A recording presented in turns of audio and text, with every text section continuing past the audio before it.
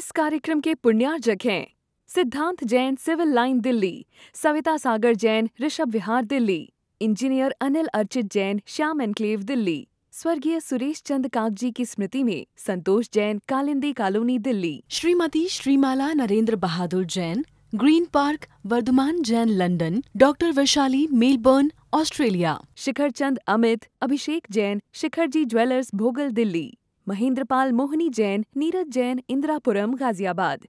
वंदी तु सौविसिद्धे ध्रुवे मचल मनोभवं गदिं पते वोचामि समय पाहुडे मृणमो सुध केवली भणिदम।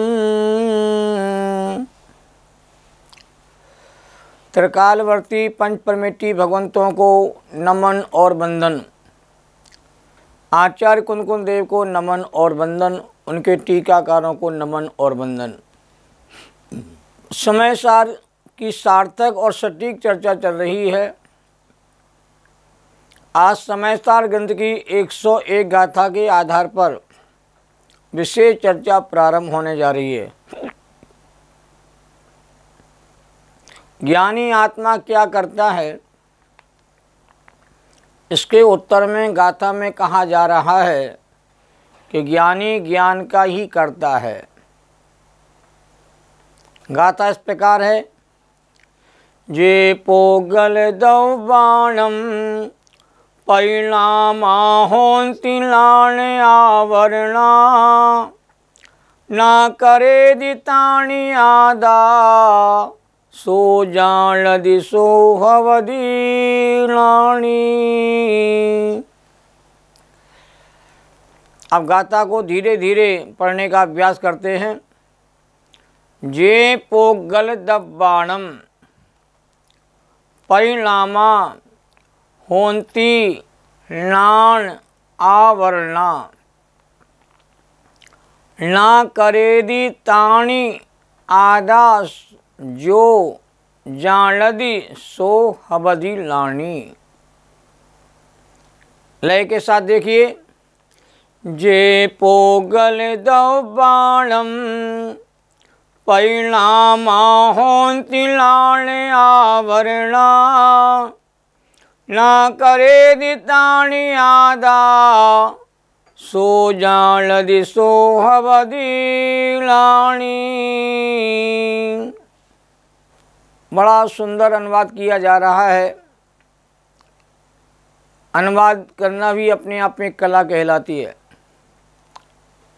ज्ञानावरण आदिक सभी पुदिगल दरव परिणाम है करता नहीं आत्मा उन्हें जो जानता वो ज्ञानी है। अर्थ देखिए मूल गाथा का।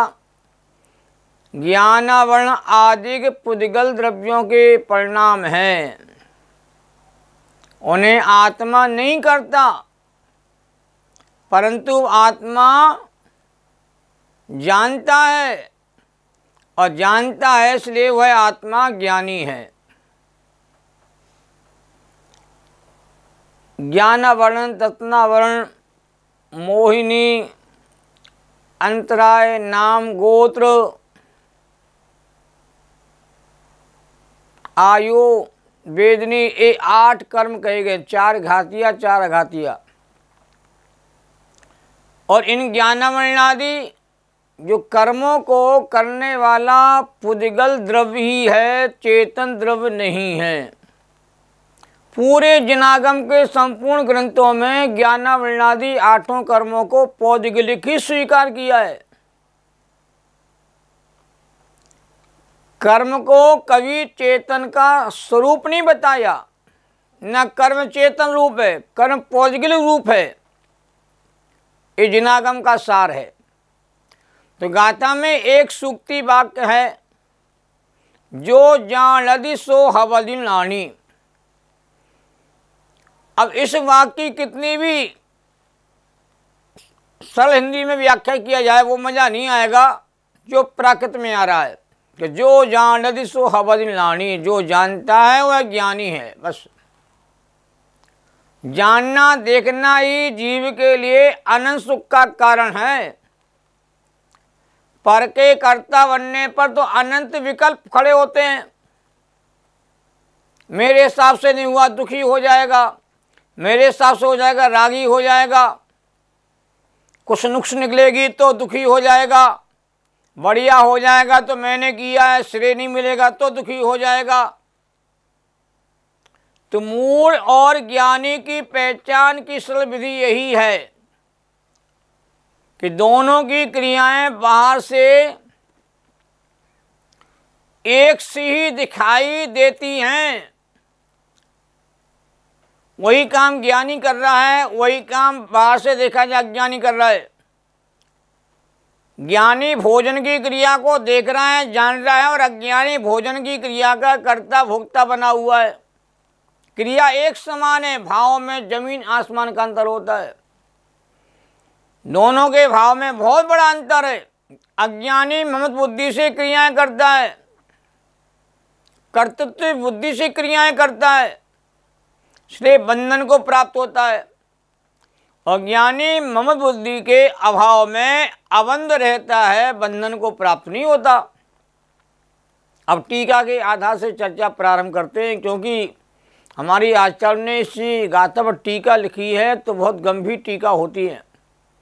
जिस प्रकार गोरस के द्वारा व्याप्त होकर के उत्पन्न होने वाले गोरस के ही खट्टे मीठे परिणाम हैं, उन्हें तटस्थ भाव से जानने वाला ज्ञाता दृष्टा उनको करता नहीं है, मात्र उनको जानता है। उसी प्रकार पुद्गल द्रव्य के द्वारा व्याप्त होकर के उत्पन्न होने वाले ज्ञानावरण आदि कर्म पुद्गल द्रव्य के ही परिणाम है। पुद्गल का कर्ता पुद्गल होता है और चेतन कर्ता चेतन होता है। उन्हें तटस्थ भाव से जानने वाला ज्ञाता दृष्टा ज्ञानी जी उनको कर्ता नहीं है, उनको माँ जानता है। अब देखिए बहुत सुंदर शब्द डाला, तटस्थ भाव। वीतराग भाव से देखने जानने वाला पुरुष ही कहते हैं सुखी रहता है। जो राग द्वेष भाव से देखेगा वो महादुखी रहेगा, जो साक्षी भाव से देखेगा वो परम सुखी रहेगा। इसे गाथा के आधार से अनेक गाथाएं कहते हैं बन सकती है। ज्ञानावरण के स्थान पर दशनावरण, वेदनी, मोहिनी आदि 7 गाथाएं सूत्रों इस प्रकार से बन जाएंगी। और मोह, राग, द्वेष, क्रोध, मान, माया, लोभ, नो कर्म, मन, वचन, काय, श्रोत्र, चक्षु, घ्राण, रसना, स्पर्शन, इन 16 पदों को रख करके 16 सूत्र और भी बन सकते हैं। तो 8 और 16 ये 24 गाथाएं एक गाथा के आधार बन जाती। और भी अनेक गाथा सूत्र कहते हैं बन सकते हैं, क्योंकि विभाव परिणाम असंख्यात प्रकार के होते हैं। तो टीका के भाव को और सरलता से समझने का प्रयास करते हैं। ऐसे ही ज्ञानी पुरुष जानने वाले ज्ञान का तो कर्ता होता है, जानने रूप अपनी ज्ञान परिणति का कर्ता तो ज्ञानी पुरुष है, पर उनके परिणमन कराने का कर्ता ज्ञानी नहीं होता। उनके परिणमन का तो वह ज्ञाता दृष्टा ही रहता है, उनका कर्ता भोक्ता कहते नहीं होता। ये वस्तु का स्वरूप है, और वस्तु के स्वरूप को हमें समझने के लिए बहुत गहराई में जाने की आवश्यकता है। हम ये देखें कि लोक में अनंतानंत पदार्थ हैं, और अनंतानंत पदार्थ कहते हैं प्रतिपल हर समय नियम से परिणमित हो रहे हैं। ऐसा कोई जगत का द्रव्य नहीं है जो परिणमनशील ना हो, परिणमन ना करता हो। यदि परिणमनशील द्रव्य ना हो तो द्रव्य को कूटस्थ कहते कहा जावे। और कूट द्रव्य कहते किसी के लिए उपयोगी नहीं होता। तो प्रणमंत वस्तु का स्वभाव है, चेतन द्रव्य चेतन के रूप में प्रणमन करता है, और पुद्गल द्रव्य कहते पुद्गल के रूप में प्रणमन करते हैं। धर्म द्रव्य अधर्म आकाश काल ये द्रव्य कहते प्रणमनशील हैं, सर्वथा अपरिणामी कोई द्रव्य नहीं होता है, क्योंकि प्रत्येक द्रव्य में प्रणमनशील शक्ति पाई जाती है। उत्पाद व्यय ये वस्तु का अलौकिक स्वरूप है। पर्याय का आना और पर्याय का जाना और मूल द्रव्य का जैसा रूप है वैसा ही कहते बने रहना। तो ऐसे जगत में कौन पदार्थ है जो प्रणमन नहीं करता है? आपके घर में हजारों वस्त्र कहते हैं रहते हैं, अलमारी वस्त्रों से भरी पड़ी रहती है, उन वस्त्रों को कभी प्रयोग में नहीं लेना, तो भी वो वस्त्र अलमारी में रखे होने पर भी वस्त्रों में निरंतर प्रणमन होता रहता है। तंतुओं में धागों में प्रणमन की प्रक्रिया होती रहती है। अकृत्रिम चैत्यालय हैं उनमें भी प्रणमन की प्रक्रिया होती है। सारे पदार्थों में प्रणमन की प्रक्रिया होती है, पर उनके प्रणमन करने का कर्ता कोई भी अन्य द्रव्य नहीं होता। कोई किसी को प्रणमन कराता है, प्रणमन करा सकता है, ये जगत में मिथ्या मान्यता अनादि काल से चल रही है।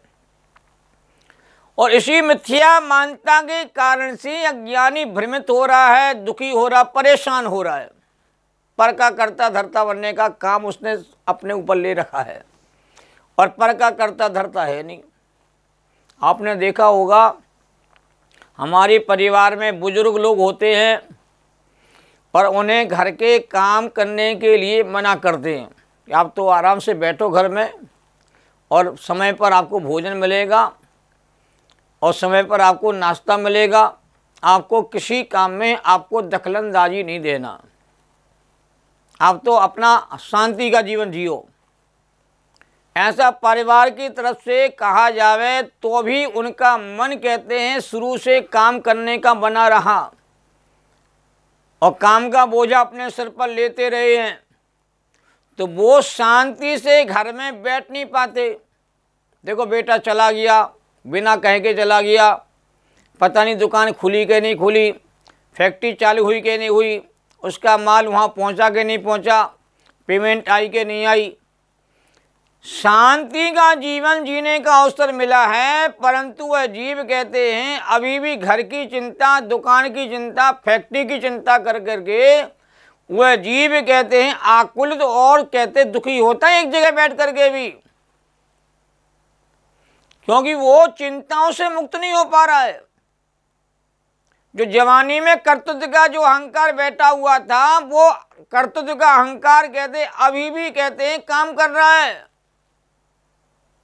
वो कर्तव्य का भाव जो है वो अंदर से कहते निकल नहीं पाया है कि मैं तो तटस्थ भाव से, साक्षी भाव से परिवार में होने वाले सारे क्रियाकलापों को देखता हुआ मां जानने वाले भाव का करता हूँ। मैंने आज तक किसी परद्रव्य को प्रणमन कराया है नहीं है, और कभी परद्रव्य को कोई प्रणमन करा सकता नहीं है। परिणमित होते हुए हम वस्तु स्वरूप के मास ज्ञाता दृष्टा है, ऐसा अद्भुत जो भाव है जो हमारे आचार्य हमारे भीतर जगाना चाहते हैं। निर्भर हो जाओ, स्वाधीन हो जाओ, आत्मनिर्भर हो जाओ। कोई कर्तव्य का बोझा अपने सिर पर रखने से कोई सुखी नहीं होगा।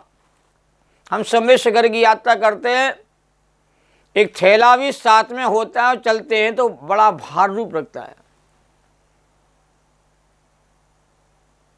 तो हम पूरी दुनिया के कर्तव्य का बोझा लेकर के संसार में जीवन जीने की कल्पना करते हैं, ये हमारे लिए महान आकुलता का कारण है। और आचार्य देव इस कर्तव्य के भार से हमें मुक्त करना चाहते हैं।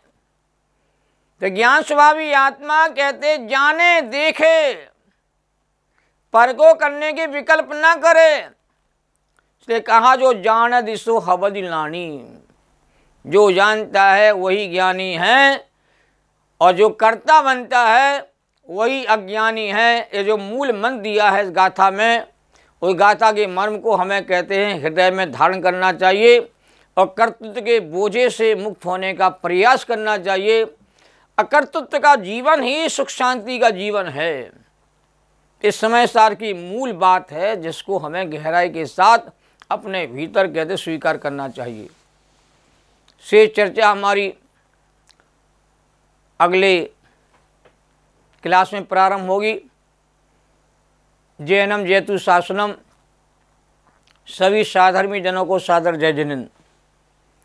ज्ञानानंदी पुण्य निराकुल सदा काशित चेतन रूप सहजानंदी शोध स्वरूपी अविनाशी में आत्मस्वरूप। ज्ञानानंदी पुण्य निराकुल सदा प्रकाशित चेतन रूप निज निधि निज में बताई जो किया उपकार है उसके लिए जिन वाणी माँ को वंदना सतवार है उसके लिए जिन वाणी माँ को वंदना सतवार है। जैनम जयतु शासनम। इस कार्यक्रम के पुण्यार्जक थे रामदास सरोज, असित अवनी, अमिता पूजा जैन, प्रीत विहार दिल्ली, श्रीमती मंजू विनोद जैन गुड़गांव, स्वर्गीय उमा जैन की स्मृति में doctor VP Jain USA, Aradhana Sanjay green park, Sarla Raj Swati Jain Rajpur road Delhi, गुप्तदान विश्वासनगर एवं BD state, Sunita Sachin Jain Shriram road Delhi.